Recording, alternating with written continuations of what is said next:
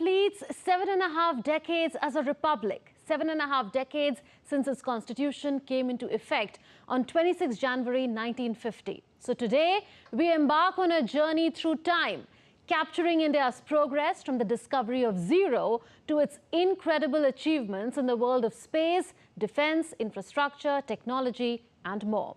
This is a story of resilience, progress, and innovation, a story of self-reliant India.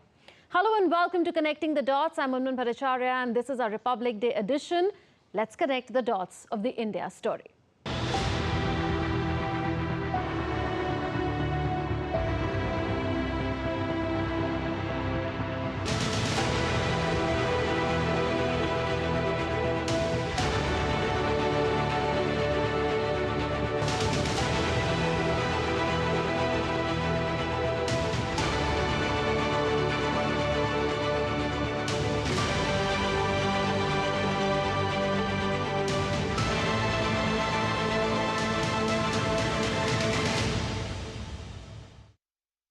From Aryabhat to Aditya L1, let's rewind to the 5th century when this mathematician and astronomer discovered the number zero. He was Aryabhat.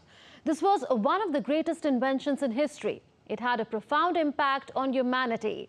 The discovery of zero enabled Aryabhat to find the exact distance between the Earth and the Moon. In fact, we owe even our digital era that is shaped by 0 and 1 to Aryabhat. Over 1,000 years after that discovery, in a tribute to him, India's first satellite was launched in 1975. It was called Aryabhat. That satellite was built by the Indian Space Research Organization, but it was launched by the Soviet Union. Since then, India's space sector has come a long way. India has had a remarkable journey of self-reliance in space technology. Fast forward to 2023, and India not only soft landed on the moon with Chandrayaan-3, but also launched its maiden solar mission Aditya L1. More firsts are set to come through India's first human spaceflight mission, Gaganyaan, a Venus mission, and a landing on Mars. ISRO's Tableau stole the limelight at India's 75th Republic Day parade. Catch some glimpses of it.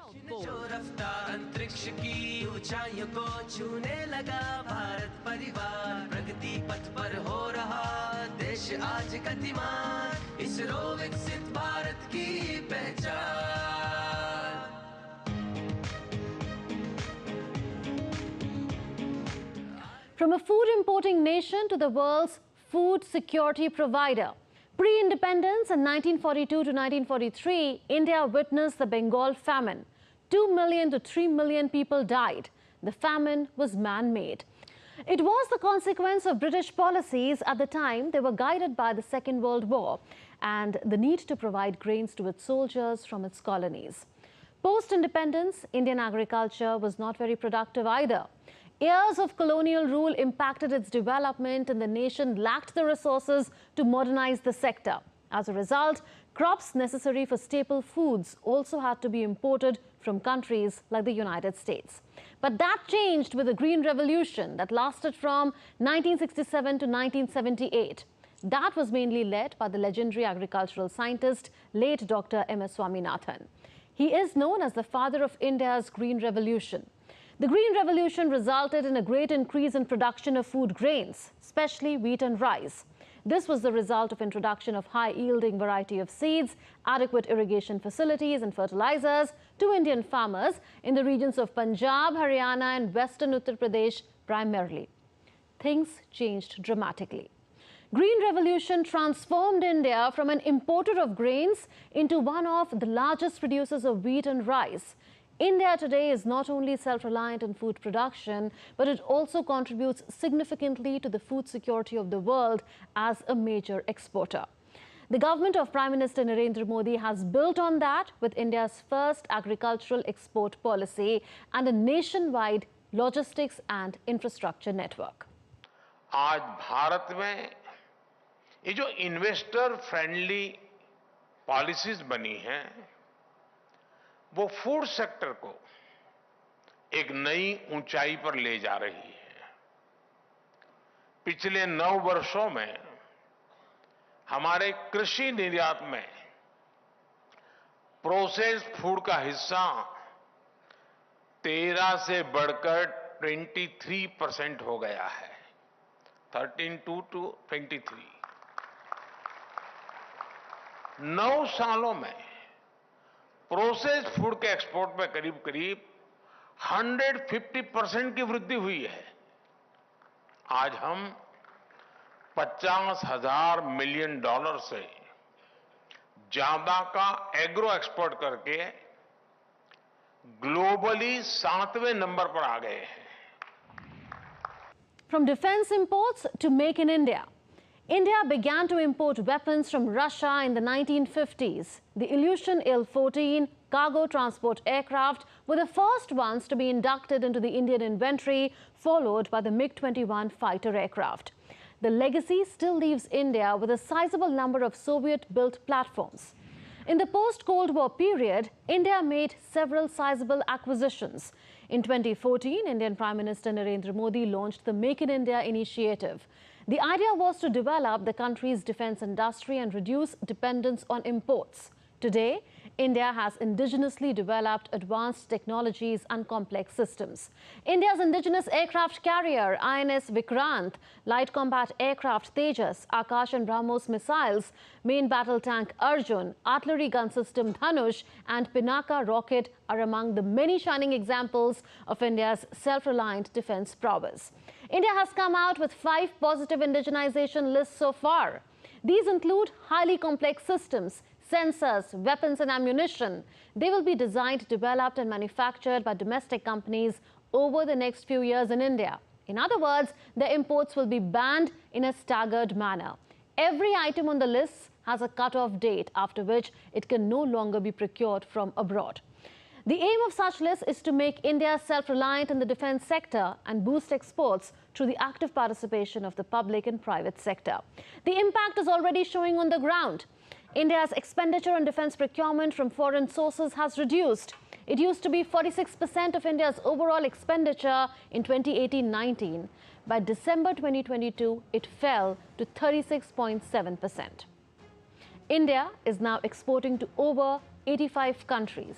Around 100 firms are actively exporting defense products.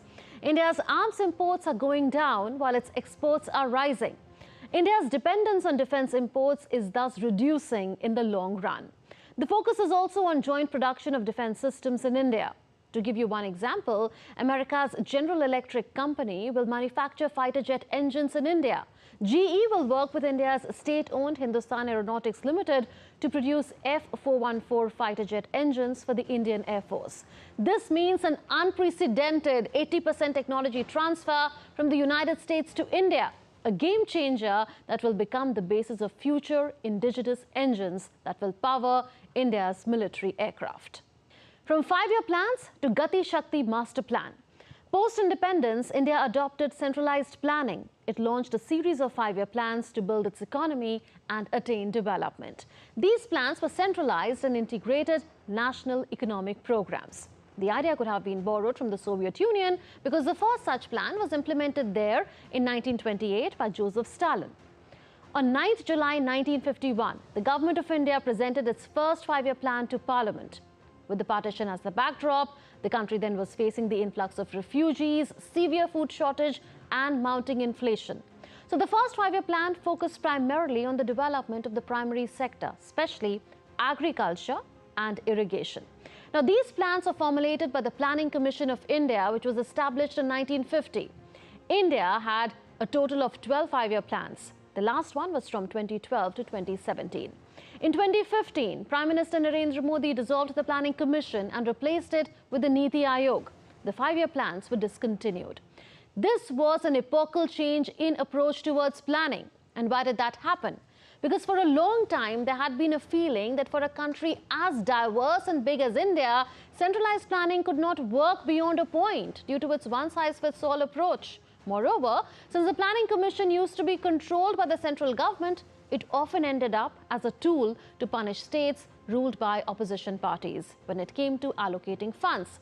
Due to the top-down approach in centralized planning, it was felt that the states needed to have greater say in planning their expenditure. The Planning Commission was seen to be imposing its diktats on states who knew better than the Planning Commission what and how much they needed. The Niti Aayog replaced the Planning Commission. Its founding principle was cooperative federalism. The most important difference between the two is that the Niti Aayog has no power to grant funds or make decisions on behalf of states. It is only an advisory body. In 2021, Indian Prime Minister Narendra Modi launched PM Gati Shakti National Master Plan for Multimodal Connectivity. It is a digital platform that brings 16 ministries, including railways and roadways, together. This is done for integrated planning and coordinated implementation of infrastructure connectivity projects. The multimodal connectivity was meant to provide integrated and seamless connectivity for movement of people, goods and services from one mode of transport to another. It was meant to facilitate last-mile connectivity of infrastructure and reduce travel time for people. So why was the PM Gati Shakti Master Plan needed? Because traditionally in India, there was lack of coordination between different departments. For example, once a road was constructed, other agencies dug up that same constructed road again for, say, laying of underground cables, gas pipelines, etc. This not only caused great inconvenience, but also led to wasteful expenditure. To address this, efforts were made to increase coordination so that all cables, pipelines, etc. could be laid simultaneously. Steps have also been taken to address other issues like time-taking approval processes, multiplicity of regulatory clearances, etc. Instead of planning and designing separately in silos, it was decided to design and execute projects with a common vision. So what has been the impact of PM Gati Shakti and other interventions taken up post-independence? Well, India had only 400,000 kilometers of road network in 1947. Today, it boasts of a road network of 6.7 million kilometers. It has overtaken China to become the second largest road network in the world. India today has an extensive network of national highways and expressways too. Let's look at the rail infrastructure in India now. As of 1947, Indian Railways had around 25,000 kilometers of broad gauge line. Due to India's partition, more than 40% of the network had gone to Pakistan. But today, India has the fourth largest railway system in the world. It's spread over 68,000 kilometers. Indian Railways is constructing a high-speed rail corridor between Mumbai and Ahmedabad for its bullet train project. Indian Railways is already running semi-high-speed trains like Gatiman Express and Vande Bharat Express. Railway connectivity to the remotest and difficult-to-access parts of the country has also been achieved. Here, the Chenab Bridge in Jammu and Kashmir deserves a special mention. This bridge is part of the Udhampur-Srinagar-Baramulla Rail Link project. An engineering marvel, it will be Kashmir's rail connect with the rest of India. At a height of 1,178 feet over the Chenab River, even taller than Paris's Eiffel Tower, it is the highest single-arch railway bridge in the world. It will soon be operational, and the list goes on. For instance, India recently got its longest sea bridge. Prime Minister Narendra Modi inaugurated Atal Setu and called it a glimpse of developed India. This 21.8 kilometers sea bridge connects South Mumbai to Navi Mumbai in the western Indian state of Maharashtra. India is also developing multimodal logistics parks to improve logistics efficiency. These are aimed to expedite movement with an integrated road-rail-port corridor for the movement of cargo. Air travel has also expanded over the years. In fact, it has been breaking records regularly. India's aviation sector is now the world's third largest domestic market. There has been 100% growth in airports in the last few years. The government has set a massive target of increasing the total number of airports in the country to 220 airports by 2025. The upcoming Noida International Airport is set to become Asia's largest airport. India's tech leap like no other. India's technological leap is powered by many engines: information technology, Aadhaar, bank accounts, mobile phones, and digital public infrastructure. These engines complement and reinforce each other, and more are getting added to the list. Let's take up India's IT prowess first. India's information technology and software industry is a global powerhouse today. India is the topmost offshoring destination for IT companies across the world. Indian companies figure among the top 10 IT companies in the world, and global corporations are leveraging Indian technology talent. While Indian companies have aced it, Indian masses are lapping up its benefits. Internet is all-pervading in India. It is not a privilege that is confined to the classes. It has changed the lives of masses. India figures in the top 10 countries in the world when it comes to internet penetration. India rolled out 5G services in 2022. It was one of the fastest 5G rollouts in the world. In 8 months, it was rolled out in 28 states and 8 union territories of India. Just a year after the rollout, India's 5G speed made it to the top 10 global list. As per the speedtest.net website, Ookla, India was not only one of the top 5G performing countries in 2023, but it was doing even better than countries like the United Kingdom and Japan. This success solidified India's position as a global leader in 5G adoption, with aspirations already set now on the next frontier, which is 6G technology. Once introduced in India, 6G could further enhance the Digital India initiative by providing high-speed connectivity to the most remote areas. India's growing digital economy makes for an ideal landscape for 6G deployment. After all, India's digital transformation journey is like no other. India has built a world-class digital infrastructure that is inspiring the world. Digital identity Aadhaar is one of the pillars of Digital India, as it provides every citizen with a unique identification number. Aadhaar is helping the government take the benefits of numerous social welfare programs directly to the people, saving billions of rupees in the process that were being lost to unscrupulous middlemen earlier. Digitalization has also improved ease of living in India. In a move towards paperless governance, the government introduced DigiLocker, through which citizens and private entities can access authentic digital documents in their document wallets. To exchange inputs and ideas regarding policy and governance, the MyGov portal is an interface between the citizens and the government. India's Unified Payments Interface, or UPI, is a role model for the world.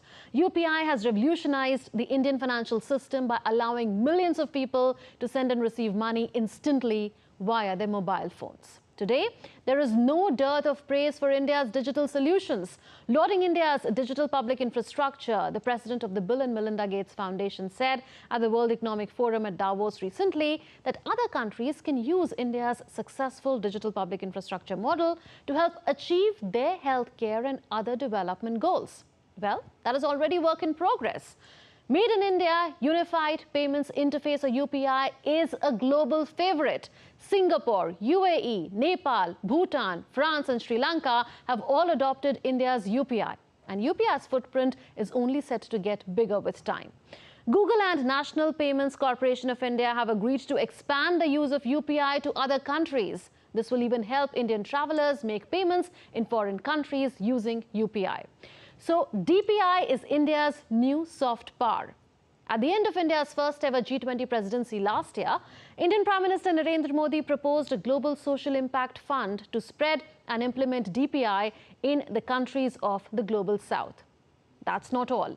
India is making the right moves to encourage local manufacturing of semiconductors too. India responded to a surge in global demand for semiconductors by launching its own semiconductor mission. The idea is to make India a global hub for electronics manufacturing and design. To reach that end, India is welcoming foreign investments in the semiconductor space. American company Micron Technology is one of the world's largest chip makers. It is investing $800 million to construct a new semiconductor assembly and test facility in India's northwestern state of Gujarat. What's more, an artificial intelligence mission is coming soon. हम भारत में AI mission भी launch करने जा रहे हैं। इस mission का लक्ष्य भारत में AI कंप्यूट पावर की पर्याप्त क्षमता स्थापित करना है। इससे भारत के स्टार्टअप्स और इनोवेटर्स को और बेहतर सुविधाएं मिलेगी। इस मिशन के तहत एग्रीकल्चर, हेल्थ केयर, एजुकेशन जैसे सेक्टर्स में AI एप्लीकेशंस को प्रमोट किया जाएगा। India's sporting renaissance. Historically, sports have been an integral part of Indian society, dating back to the ancient times. Traditional games like wrestling, kabaddi, archery and different forms of martial arts were not just physical activities but also cultural rituals. They often reflected local customs and traditions. During the colonial era, the British introduced cricket, football, hockey and tennis to India. This marked a significant shift in the sporting landscape, with these sports gradually gaining popularity among the masses. As a result, infrastructure for these sports began to develop, primarily in major cities and urban centers, with the construction of stadiums and facilities to accommodate the growing interest. Post-independence, India witnessed an unsteady growth in sports infrastructure. Efforts were made to establish stadiums and training centers across the country. But the pace of development remained relatively slow. Infrastructure was limited primarily to a few metropolitan areas, leaving many regions underserved. It was during the later part of the 20th century and the early 21st century that India started recognizing the importance of sports infrastructure in nurturing talent and fostering a sporting culture. The country began investing more resources in upgrading existing stadiums, building modern facilities, and establishing training centers equipped with state-of-the-art amenities. The turning point came with India hosting major international events such as the Asian Games in 1982 and the Cricket World Cup in 1987. They necessitated the construction of world-class sporting infrastructure. These events became catalysts for infrastructure development. They prompted the government and private stakeholders to focus on building stadiums and facilities that met international standards. Over time, with the advent of technology, the approach towards sports infrastructure underwent a remarkable change. The emphasis shifted from mere construction to creating multi-purpose venues equipped with cutting-edge facilities, catering not only to athletes' training needs, but also building the capability of hosting global sporting events. The Indian government has been proactive in transforming sports infrastructure. Programs like Khelo India focus on nurturing young talent by providing them with top-notch facilities. The Fit India movement encourages people to adopt a healthier lifestyle through sports and physical activities. There is better sports infrastructure at the grassroots level today. This is helping in identifying and nurturing talent from a young age. With improved training facilities and coaching, youngsters now have better chances to develop their skills and compete nationally and internationally. Target Olympic Podium Scheme, or TOPS, of the Government of India is one example. Under it, athletes are supported with foreign training, international competition, equipment and coaching so that they can prepare better to win medals in the Olympics. This is showing results. Athletes supported under TOPS are increasingly winning more medals in major global sports tournaments, including the Olympics. So India is continuing to invest in nurturing talent. It is also continuing to expand its sports infrastructure.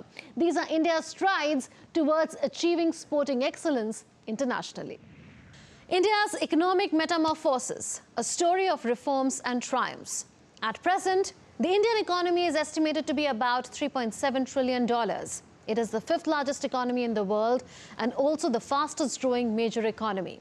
The Government of India is confident that the Indian economy will touch $5 trillion in the next financial year and double to $10 trillion and become the third largest economy by the end of this decade. The buoyancy in Indian economy is the result of significant economic reforms undertaken by successive governments in recent decades. India's economic transformation in 1991 was a watershed moment. It shifted India from a highly controlled economy to a more open and market-driven one. In other words, these reforms meant reducing government intervention, streamlining bureaucracy, and adopting market-oriented policies. They were a response to the economic mismanagement of the 1980s, which had left India burdened by heavy external debt. To address this crisis, India sought assistance from global institutions like the World Bank and the IMF, which in exchange required India to open up its markets and reduce trade restrictions. At the turn of the century, the Government of India decided to foster economic growth through special economic zones, or SEZs. So the inception of SEZs in 2000 was primarily aimed to attract foreign investments. It aimed to establish a globally competitive and seamless export environment. The JAM Trinity that encompasses Jan Dhan, Aadhaar and Mobile was introduced during the Economic Survey of 2014-2015. Its primary objective was to interlink bank accounts, mobile phones and Aadhaar cards to prevent the leakage of subsidies. The Goods and Services Tax, or GST, was introduced on 1st July 2017. It aimed to establish a unified tax structure for majority of indirect taxes across India. Previously, taxpayers had to navigate through a maze of indirect taxes for various transactions such as purchases, sales, manufacturing, retailing and marketing. There were value-added tax, excise duty, service tax, central sales tax, entertainment tax, luxury tax and sales tax. GST combined them all. The result was a simpler indirect tax regime across India. There were other notable reforms too carried out in the last decade. Some of them were demonetization, public sector bank mergers, creation of a bad bank, disinvestment, corporate tax cut and a national single window system, or the one place to get all approvals to start a business in India. In the final analysis, all these verticals, from space to defense, from food security to technology and from sports to economic reforms, have powered independent India's transformation over the last more than 7 decades. India's independent foreign policy, guided by strategic autonomy and a vision of global welfare, has further advanced India's national interests and elevated the country into a force to reckon with in an emerging new world order. A permanent seat at the United Nations high table may have been elusive for India so far because the privileged global powers don't want any democratization of power. But with each passing year, the sentiment in the world that India should be there is getting stronger. What is morally India's today could be practically India's tomorrow. That's it in this edition of Connecting the Dots. We'll see you next week with more raging issues. Until then, it's a goodbye from all of us in a Delhi newsroom. Take care and stay safe.